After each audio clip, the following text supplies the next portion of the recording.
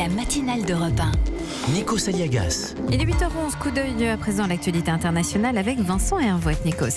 C'est bien de commencer la semaine ensemble, Vincent Hervouette, bonjour. Oui, bonjour Nikos, bonjour Céline, bonjour à tous. L'actualité internationale, ces images, on les a vues tourner partout sur les chaînes info. La révolte de Hong Kong, des centaines de milliers de manifestants dans les rues, peut-être même 2 millions, alors que la chef de l'exécutif a suspendu son projet de loi sur les extraditions. Elle s'est même excusée, mais c'est trop peu apparemment, ou c'est trop tard. Oui, après la soudaine marée blanche, on a vu 1 million de participants, c'était la semaine dernière. On a vu l'incroyable marée noire hier, 2 fois plus de monde, piétinant au pied des gratte-ciel, sous le cagnard, tous en noir. 2 millions sur 7 millions d'habitants. Alors, à l'échelle de la France, imaginez un peu, c'est comme si 17 millions de manifestants défilaient entre République et Nation. Ouais. Hong Kong est une ville frondeuse qui résiste à la normalisation que Pékin et les collabos locaux veulent lui imposer. Mais une mobilisation pareille, aucun Chinois n'a jamais vu ça.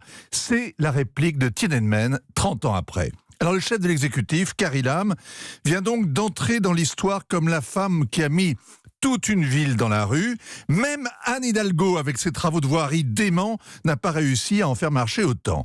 Samedi, Carrie Lam était face aux caméras, tout en blanc, comme les manifestants, mais avec une semaine de retard sur le dress code. Ouais. Le projet de loi sur les extraditions est suspendu. Elle a juré que l'idée en revenait à son gouvernement, pas à Pékin. Personne ne la croit. Tout le monde sait qu'il a fait reine. Et puis surtout qu'elle était le matin même à Shenzhen, la ville frontière, pour une réunion plus ou moins secrète avec un membre du Politburo. Et comme à Hong Kong, on écoute toujours la BBC, chacun a entendu l'ambassadeur chinois à Londres prendre ses distances. Des députés pro-Pékin l'ont aussi critiqué. Et quand la police a chargé les manifestants, les jeunes, mercredi, eh bien les milieux d'affaires l'ont sacrifié. Un milliardaire a renoncé soudain à un projet pharaonique et puis d'autres ont commencé à retirer leur fortune. Ah, tout simplement. Les manifestants, en fait, veulent tout simplement qu'elle démissionne. Dans la grande tradition chinoise hier, elle a fait son autocritique.